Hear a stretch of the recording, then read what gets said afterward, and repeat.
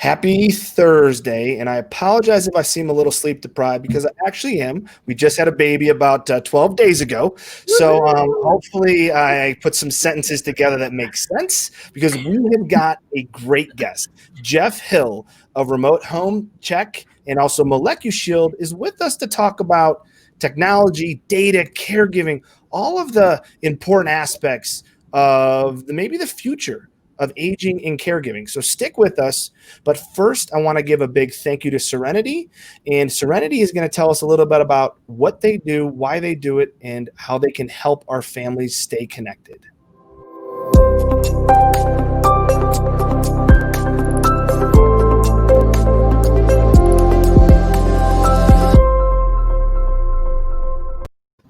And we're back. And with that, I'm going to turn it over to the talented, courageous Catherine Wells. Ooh, I like that. I like that one. Let's use that one. I thought about it in the car this morning. I was like, I got to go. Oh, wow. Check you out. Yeah. So you can put a few words together, which is awesome. Right. And I'm at that age where I've had my time of no sleep with children. And now I get to just enjoy the little babies and then hand them back to mom and dad. That's right. That's the best part anyway. Yeah. So welcome, everybody. So excited to have you here. If you're listening live, let us know where you're listening from. And we would love to have your questions and comments along the way. So don't hesitate to post them. Jeff, really excited to have you here. Welcome to our show. Thank you. Yeah, I'm excited to be here, guys. This is really a treat. And tell our audience, what state are you coming from right now? Absolutely. We're out of Atlanta. We work with folks all over the world, in particular North America. But yeah, I'm out of out of Atlanta, and we have people all across the country. But yeah, we headed up here from the Southeast. And we just had a little bit of a hurricane this morning.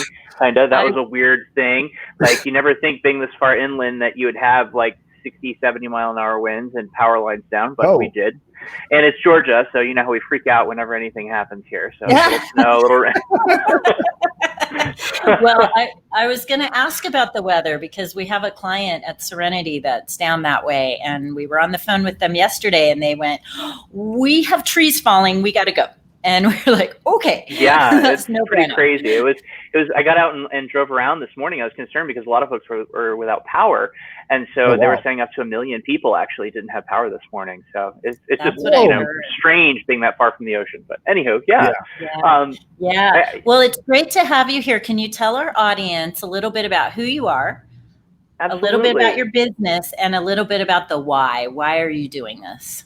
Absolutely. And that's like my most favorite thing to talk about. So I have been the founder and CEO of Remote Home Check and our senior care organization tool, 1 Point Senior Care, for about the last 2.5 years now. And I started this company because a while back I found, that my dad actually suffers from cognitive impairment.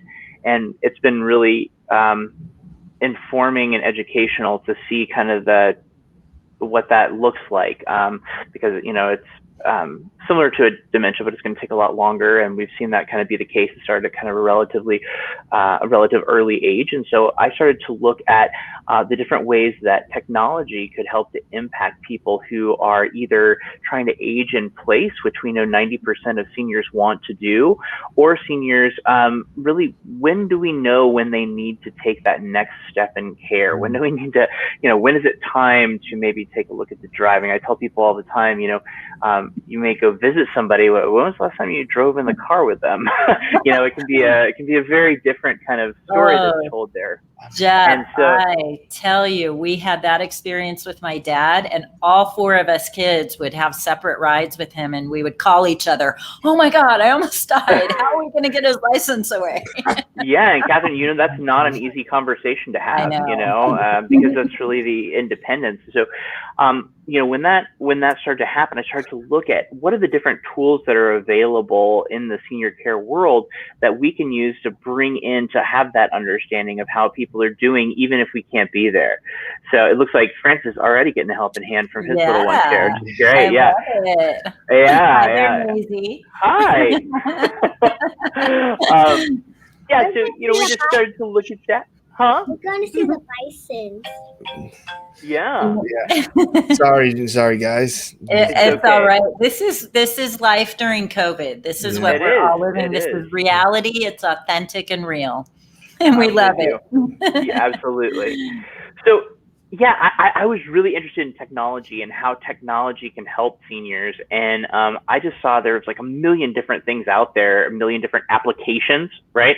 Like I can use one for incontinence. I could use another one for remote patient monitoring, another one for, there's a million. And when we start to look at managing care, that gets to be a lot of technology and heavy lifting for someone who, they're probably not, they don't have a technology background, right? But if we really want to stay up on what's happening, we needed to make those tools that are available for caregivers be the easiest thing that they possibly could use. And that's really where we started off our journey with developing an IT solution. And I've been in technology for about 20 years now, and been through working with electronic health records, electronic medical records, as well as the technology on the back end to be able to implement that. And, I think Francis and I talked a little bit. One of the things that got me interested was home automation and the idea of Internet of Things, right? Everything is connected.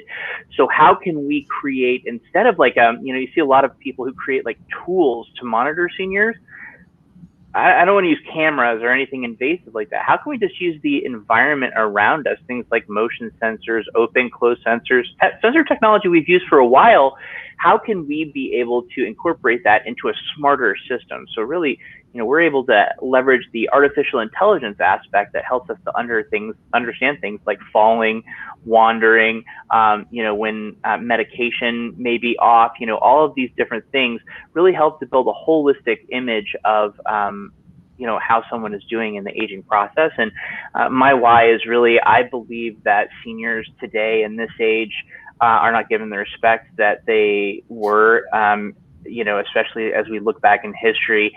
And I do believe that there's a difference between knowledge and wisdom. And I think our current age focuses a lot on knowledge. What do we know? What can we prove? But a lot of life, and I have to make sure my parents aren't hearing this, a lot of it is that a knowledge plus experience. And I think that we need to be able to put seniors in a position where instead of trying to just keep pace with the world that we're experiencing today, they can actually prove to be those pillars in our society that I think we really need right now as well.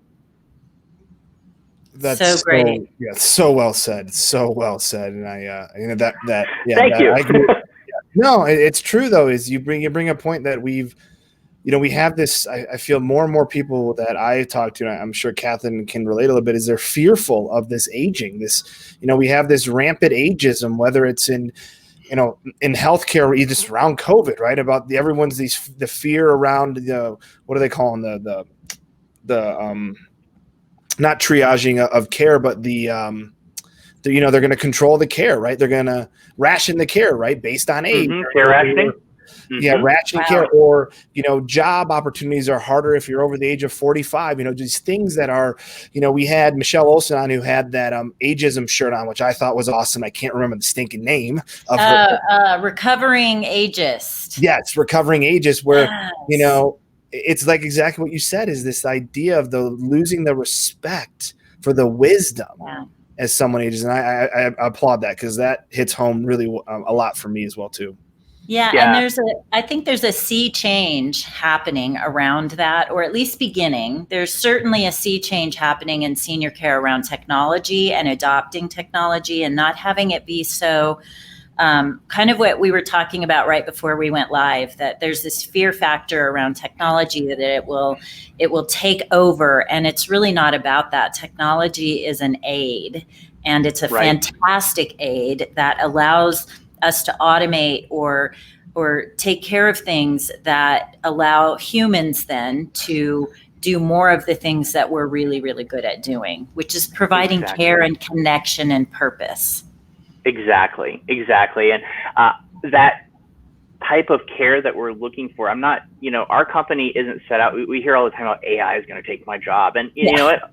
I think something crazy like 40-something% of the workforce right now is at risk of in the immediate future of AI impacting their job in a negative way. but there's still 60%. And this is part of that 60% where we're already short on caregivers, right? We're just using technology to augment that to make it an easier experience. And I say that with the idea behind that, I was talking about how I saw all these different applications for all these different purposes. It's all about bringing that together into a single place, right? Bringing that data together. And we see that in healthcare as a challenge as well, with health records and things like that. I heard a crazy story not too long ago about Munchausen's disease. And, you can actually get it just by taking care of someone else who has Munchausen's, someone who believes they're kind of always sick.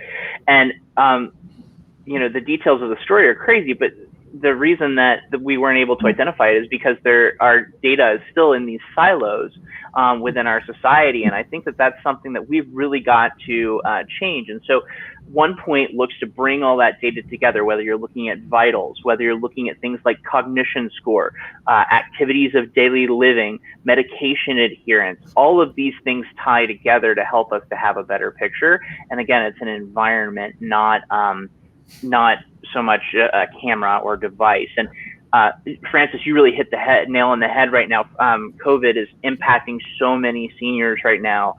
And I could not believe, it's absolutely abhorrent, some of the stories that we hear out of, senior care communities today.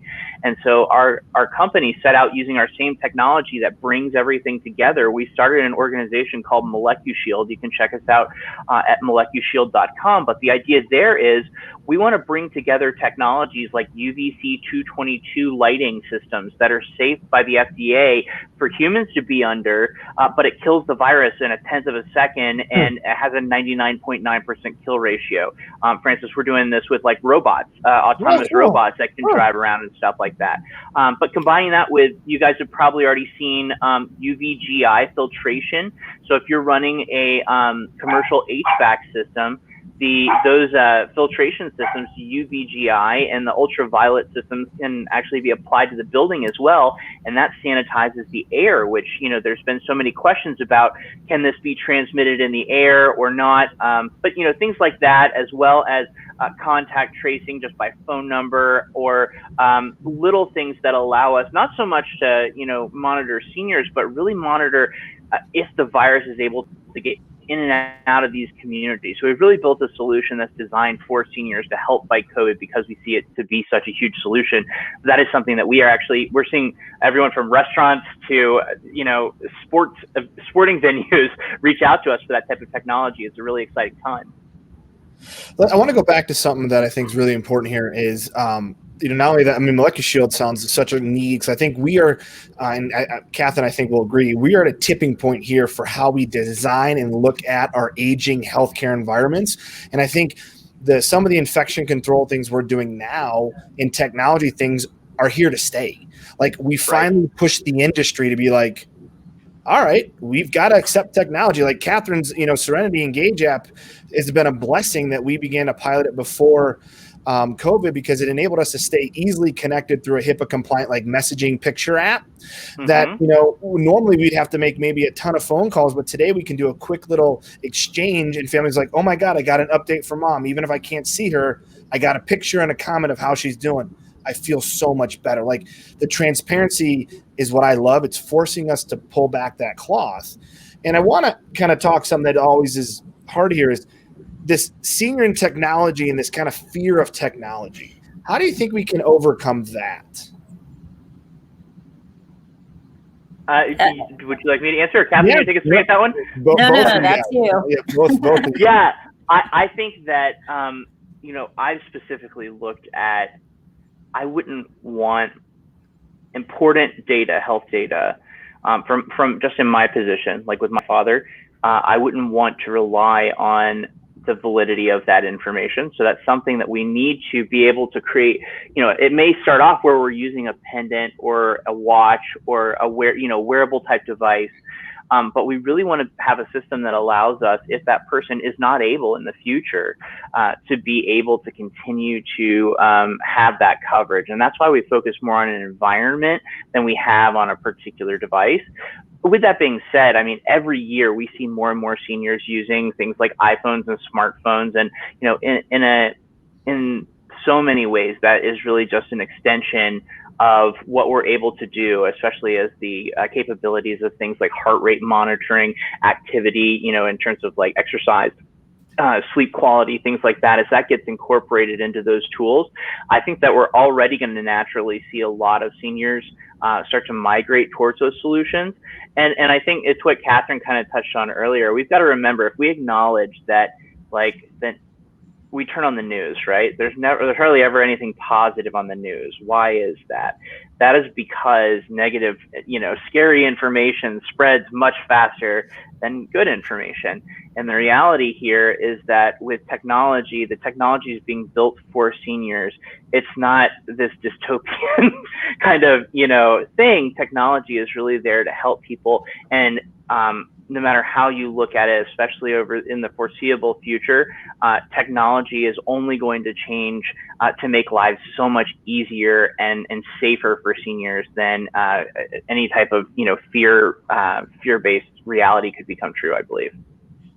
Yeah, and I would add to that, Jeff, too, that the word technology is what scares people, or what has them sit up and go, oh, I don't know how to do that. But actual technology, the use of it, we're using every day anyway. And our older adults are using technology every day anyway, even if it's just a microwave. They know how to use it. And it's really a matter of not saying they can't do it, and showing them little, we call it shrink the change. The change, make it something little bite-sized that they can be successful at. And so many of them they want to do it. So, One thing that I think is really interesting right now is there's this kind of reskilling effort going on with a lot of people, because automation and technology in the workplace is having a big impact. That means a lot of people who maybe traditionally weren't using technology, well, in the coming years, will be reskilling and becoming more comfortable with technology as well. So we only expect to see the adoption of technologies and really, health solutions is really what we think more than anything. We see those. And by the way, we all do it, right? It's like, I know that I count my steps and, my activity. You can get a Noom to measure your gut health. You can, there are all these kind of things that you can already do. I think it's going to be a next kind of logical progression. As you guys know, this aging silver tsunami is not something that's going to end next year. This is something that, is forecast to be on a steady growth curve through 2060. So I think we're going to see a lot of adoption changes. And I think seniors overall, by the time it's all said and done, they may be leading the charge in terms of technology and how it can help us, which I think would be fascinating to see.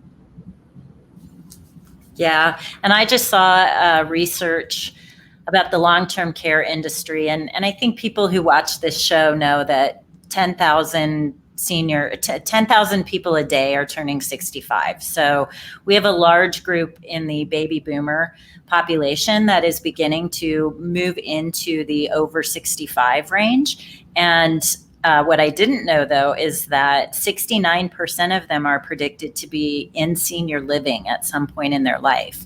Wow, so there's a lot of growth that's coming here. Oh, yeah. And our senior living is something that I think you, Jeff, are aligned with us on this, but that Francis and I are really out to change. And every system is perfectly designed to get the results it gets. So what you're doing, what I'm doing, what Francis is doing, and everyone else with that on this show, we're about disrupting the system that exists today, because the system isn't working. And it's not the way we want to age. And so what you're providing is kind of that front end, right? When you're at home, and then it can transition with you, it sounds like, into senior living if you move into that. Interesting. Exactly. Yeah, the statistics are what get, I think it's something like 286,000 seniors a year. We were talking about car driving. 286,000 seniors are involved in car accidents a year. Talk about shortage of senior care communities. We've got about 49 million seniors in the United States today. There's only about 1 million beds in senior care, and that was before COVID, right? So I think all signs are really pointing to we're actually expediting the move towards alternative kind of in-home or different kinds of models, and that's where I think you guys are spot on, and we see a huge opportunity as well. I want to talk. Catherine brought up a good point about you're having this data that can kind of go with you, right? For whether you start at home and then it moves with you into senior living. What can that do from like a predictive analytics standpoint? Learning about behaviors for, I mean, if you're tracking somebody for maybe 3, 4, 5 years, what does that do from that prediction? The secret sauce, right? So this is where we start to look at what we loosely call population health, right? Our system is designed so that every 85-year-old male with heart disease and high cholesterol benefits from every other 85-year-old with heart disease and high cholesterol that's ever used our system. And his data will contribute, his or her data will contribute towards the improved care of people in the future. So not to go too techie, but the beauty of the concept of what's called machine learning, right? Which is I've got this computer, and if I just keep feeding the beast, right, it's going to get smarter and smarter. And so that's how I think about the data that we're able to look at. And it's not even so much about the data. It's not about, you know, Catherine or Francis and what your biometrics are. It's about, you know, okay, I've got, you know, Francis, I'm going to go 36-year-old male with, you know, several children, and, you know, his profile is how it matches to everybody else's, and how we're able to, you know, look at that from a metadata perspective, which for a lot of folks don't know what that is. Metadata is data about the data, where it doesn't specifically mean one person. That's really good for seniors to know that it's not, you know, Bob Jones data that's being stored. It's a description of who they are and their characteristics, and know that that data is used to help people in the future as well. Yeah, that's fantastic. I love that. And I have a background in conversational AI. So cool. I love talking about machine learning and what we can do really with helping our seniors and helping to change the system. And we're trying not to use the word seniors, our older adults, because really this is our future, and we want our future to be the best it can possibly be. Agreed. Yeah, and I want to really, you know, I want this to be real quick. I want to say JP said, I'm assuming that's a powerful stat. And I'm pretty certain he's talking about the senior living housing stuff that Catherine mentioned about, you know, 10,000 a day and 69%. Again, 69% of the baby boomers are going to need some type of senior housing or aging services. Think about that. That is a big number. And I think it goes back to what we're Catherine, talking about. I'm not sure. I think there's more. I was just going to say, there's more seniors retiring every day than there are children being born in this country, if I'm not mistaken. That either has already happened or it happens next year. It ties right into that. It's huge. But it ties back into it's a great point, because you guys we're talking about the same thing here, is that we're at this crescendo, this tipping point here, both from a care standpoint, from a model, from a system standpoint, because, you know, I've been, you know, a proponent that the systems we have today are the systems we had yesterday, just a little bit prettier. And I mean it from the sense that we took the nursing home model of the 40s and 50s, right, of this clinical setting and the need for this and that, and then everything's this cloak and dagger of I'm a medical professional, I'm not going to really share what's going on, and we just put it into resort style living, and we forgot that as we progress as a society, our likes and dislikes of how we age change, and we need models and care to support that. So we always like to start talking about some action of our listeners here. One thing I want our listeners to take is start designing a model from care first. Forget about the real estate, forget about the building, put that care-centric model first. Can I underline that? I want to underline it, exclamation point it, draw circles around it. And let me tell you why. I have a friend who has a mother in senior living, and she was told if she took her mom out for her 86th birthday, and her mom's not cognitively impaired at all, it's physical. And she was told if she took her out that she would owe the community $1,400 to pay for the 2 weeks of quarantine that they would have to provide for her mother when she came back from lunch. And Wow. this is not typical in senior living. So I don't want to make that be But like that's all senior living. one is too many, though, Catherine. One is too many. That's my point. One is too many. And what we're talking about here with what you're doing, Jeff, allows people to also age at home longer. And that's something that Francis really talks about a lot. The idea that we can age at home longer. And I watched my dad go from that moment of we had to take his driver's license away. He decided at that point he was old and he was going to die. And he kind of got busy dying. And it took a while, it took years. And I'm very sad to say that, but that was his mental state. It wasn't necessarily his physical state. Yeah. And so what you're doing is providing a little more longevity at home. So independence is there. And on top of that, something we also talk about, a huge issue in senior care is the financial side of that. Being able to stay home longer helps you keep the money that you need for when you do have to transition into senior care, if you do, residential care, to be able to manage that better. One thing that I want to point out to you guys that I think is unintended positive consequence of what we're doing here is, we've had, some wonderful stats. Kathleen's provided some wonderful statistics on the senior care industry. Wouldn't it be great if we were able to provide, statistics on residents and the overall population to family members of residents? I think that as we look at how we digitize data and we move to digital systems, which is really what we're talking about with the Internet of Things, there become more arrows in the quiver, so to speak, that are also marketing tools. One thing that we've already seen that's huge is, when we go through a building, we actually do a 3D model of the building and digitally place, where the sensors are, so we can find them easily and the staff can find them, if we ever need to do anything, whatever. But by creating this 3D model, we now, with the flip of a switch, can go, hey, you know what? As a marketing tool, wouldn't it be great for you to be able to show off what the inside of this community looks like without having people to come in? So we can actually offer 3D tours. That's just one kind of way that we've seen that in communities. And then when we look at technology for seniors, and isolation is huge.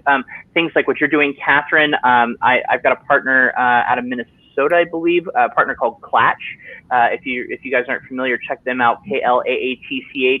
They measure through data isolation and loneliness, right? Being able to even have those tools that can help seniors who are isolated, I think is within reach of technology. And it really depends on a person by person case, which is what we're able to really design as a system that works for people to help them to have a better lifestyle as they age in place or, in a community. Jeff, that's fabulous. Yeah. Fabulous. So we always ask our guests our final question. After having listened to this show, what action would you like our audience to take? When I look at senior care and I look at senior citizens and I look at, we touched on this, the kind of rat race that we all live in, especially right now where our, day-to-day has been shifted so much. Communicate with seniors, right? Call that person that you don't talk to. Your correspondence means more to them than it ever does to you in that moment. And being able to do that, I think there's so many people who are locked in their own homes right now. But this just kind of highlights something that we see. I know you guys have seen it, right? People who never get visited or never have someone to talk to. These are real issues. And so if you're kind of I don't know if I should call them, or even just a few minutes is a hugely important thing. And opening up that communication, I think, is one of the things that will help us to put solutions like this in place in the future. Because one of our biggest supporters should be the family of who we're putting these systems in for, because we want them to be a part of that aging. And really hopefully put them in a position to be able to learn and grow from spending time with that senior as well. I think that those are huge pieces, and if technology can help do that, I would certainly love to be a part of that. Oh, that's wonderful, Jeff. Thank you so much for being on our show today. If people want to reach out and learn more about you, about what you do, where should they go? Absolutely. You can, and perfect. RemoteHomeCheck.com is our home care solution. One Point Senior Care is where we point our folks who are working with senior care communities, and some really exciting things going on there right now. MolecuShield.com is our molecular virus protection solution. We have a whole variety of solutions that can be used to fight the COVID. And we are happy to help you in any way we can. And thank you both so much for having me on. From me and my team, we really appreciate the opportunity to talk about what we're doing, and let's see how we can change senior care together. Absolutely. No, this has been a pleasure, and love being able to dive a little deep in that kind of, the Internet of Things, and also that big data and that, health population data stuff, because I do believe it will have a place to help us essentially create from scratch our new aging communities. Yep. So absolutely. Let's go get them. Let's get it. Really appreciate it. Have a great rest of your day. And, if you're watching this in review, share your comments, share your notes. Let us know what you're thinking, how we can be able to help. And also, we want to hear from you. What do you want to challenge? How do you want to make an impact on those that are aging? Have a great rest of your week and a wonderful weekend.